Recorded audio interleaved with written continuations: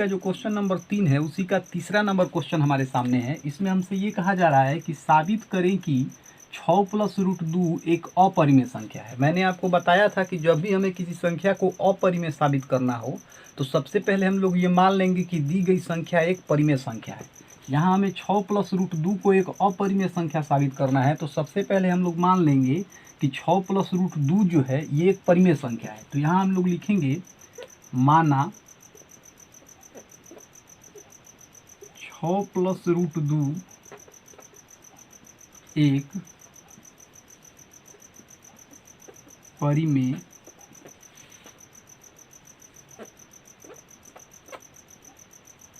संख्या है। हम लोगों ने मान लिया कि 6 प्लस रूट 2 जो है ये एक परिमेय संख्या है। अब आइए समझते हैं कि परिमेय संख्या किसको कहते हैं। देखिए, जिस संख्या को हम लोग p बटा q के रूप में व्यक्त कर सकते हैं, जहां q 0 नहीं होना चाहिए, उसे हम लोग परिमेय संख्या कहते हैं। जैसे 3 बटा 4 एक परिमेय संख्या है, यहाँ p बराबर है 3 और q बराबर है 4। उसी तरह से 5 बटा 8 एक परिमेय संख्या है, यहाँ p बराबर है 5 और q बराबर है 8। लेकिन 7 बटा 0 एक परिमेय संख्या नहीं है, क्योंकि यहाँ p है 7 लेकिन q जो है ये 0 है। तो परिमेय संख्या में q 0 नहीं होना चाहिए। तो इसका मतलब 7 बटा 0 जो है ये एक परिमेय संख्या नहीं है। तो आपको समझ में आ गया कि परिमेय संख्या क्या होता है। अब यहाँ हम लोगों ने 6 प्लस रूट 2 को परिमेय माना है, तो अभी मैंने आपको बताया कि परिमेय संख्या को हम लोग p बटा q के रूप में लिख सकते हैं। इसका मतलब 6 प्लस रूट 2 को हम लोग p बटा q के रूप में लिख सकते हैं। तो यहाँ हम लोग लिखेंगे कि 6 प्लस रूट 2 बराबर p बटा q, और इधर साइड में हम लोग लिखेंगे जहाँ p तथा q सह अभाज्य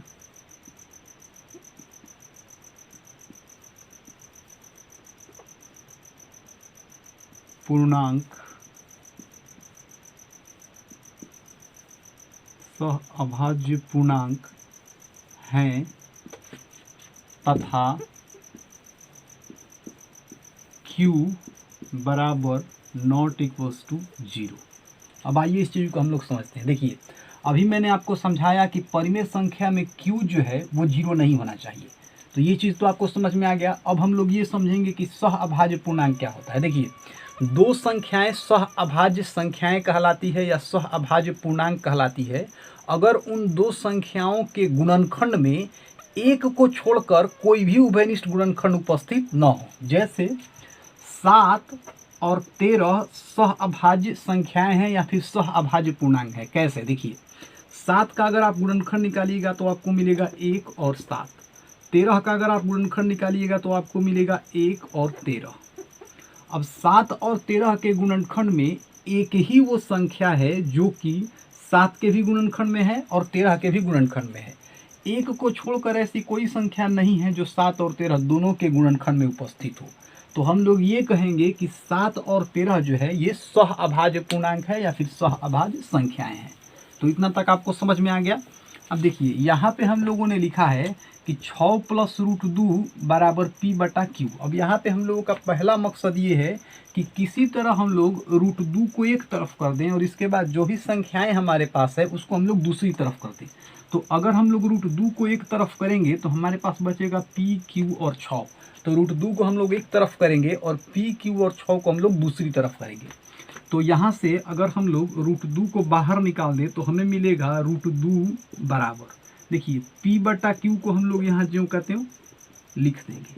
और ये जो 6 है जब बराबर के उस तरफ जाएगा तो इसका चिन्ह बदल जाएगा और ये हो जाएगा -6। अब मैं 6 के नीचे यहाँ 1 लिख दे रहा हूँ। अब हम लोग क्या करेंगे, इन सब का बाटा पर का घटाव निकालेंगे। तो यहाँ हम लोग लिखेंगे रूट 2 बराबर q और 1 का अगर हम लघुत्तम निकालें तो हमें मिलेगा q। q से q को भागा दे तो हमें मिलेगा 1 और 1 को p से गुना करें तो हमें मिलेगा p। अब इसके बाद यहाँ माइनस है तो यहाँ भी माइनस हो जाएगा। 1 से अगर q में भाग दे तो हमें मिलेगा q और q को 6 से गुना करें तो हमें मिलेगा 6q। अब इसको हम लोग समीकरण 1 मान लेंगे।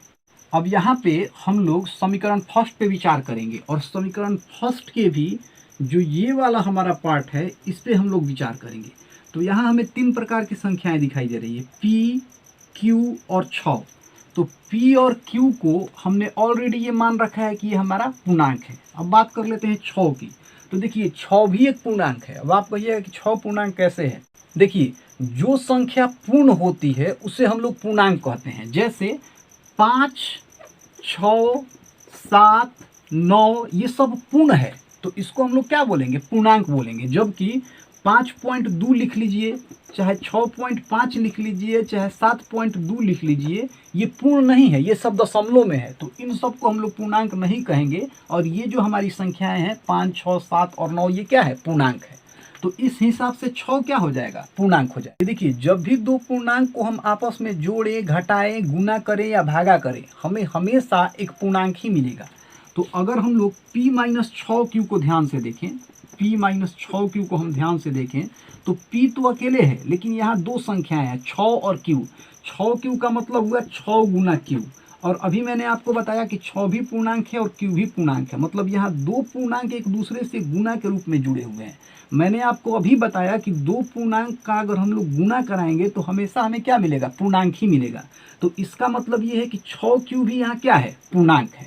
तो P भी हमारा पूर्णांक था और 6Q भी हमारा पूर्णांक ही है। तो अगर हम लोग पूर्णांक माइनस पूर्णांक करें तो हमें एक पूर्णांक ही मिलेगा। मैंने अभी आपको बताया, इसका मतलब P-6Q जो है ये एक पूर्णांक है। इतना तक तो आपको समझ में आ गया। अब देखिए Q भी तो एक पूर्णांक ही है, तो इसका मतलब हमें पूर्णांक बटा पूर्णांक मिल रहा है। तो मैंने अभी आपको बताया कि पूर्णांक को पूर्णांक से भाग देंगे तो हमेशा हमें एक पूर्णांक ही मिलेगा। तो इसका मतलब कि ये जो टोटल हमारे पास ये संख्या है, ये सारी संख्याएं क्या है, ये सारी संख्याएं पूर्णांक है। अब एक बात आप माइंड में और रख लीजिए, जितनी भी पूर्णांक संख्याएं होती है वो सारी पूर्णांक संख्याएं परिमेय संख्या कहलाती है। इसका मतलब मैंने यहाँ जो घेरा है ये सारी संख्याएं क्या है, परिमेय संख्या है। लेकिन यहाँ एक दिक्कत है। देखिए बराबर के इस तरफ जो √2 लिखा गया है, आप सब जानते हैं कि √2 एक अपरिमेय संख्या है। तो हम यहाँ ये देख रहे हैं कि यहाँ तो हमें अपरिमेय मिल रहा है और इसके बराबर में, अपरिमेय के बराबर में हमें परिमेय मिल रहा है, जो कि पॉसिबल नहीं है, संभव नहीं है। कभी भी अपरिमेय बराबर परिमेय नहीं हो सकता। इसका मतलब ये है कि जो हमारा समीकरण 1 हमने लिखा है √2 बराबर P-6Q बटा Q, ये सही समीकरण नहीं है, ये गलत।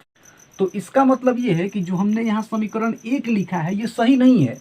तो अगर ये सही नहीं है तो शुरू में हम लोगों ने जो माना था कि 6 + √2 एक परिमेय संख्या है, ये भी तो सही नहीं होगा। तो अगर 6 + √2 परिमेय संख्या नहीं है तो 6 + √2 क्या हो जाएगा, अपरिमेय संख्या हो जाएगा। और इसी चीज़ को हम लोग यहाँ लिख देंगे। अब हम लोग इसी चीज़ को यहाँ लिख देंगे। हम लोग यहाँ लिखेंगे कि समीकरण फर्स्ट से हम कह सकते हैं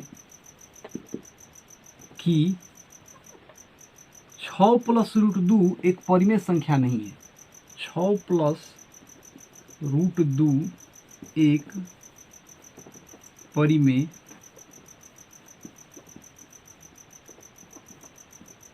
संख्या नहीं है। अतः 6 + √2 एक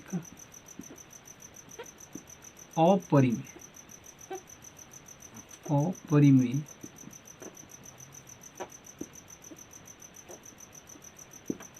संख्या होगी।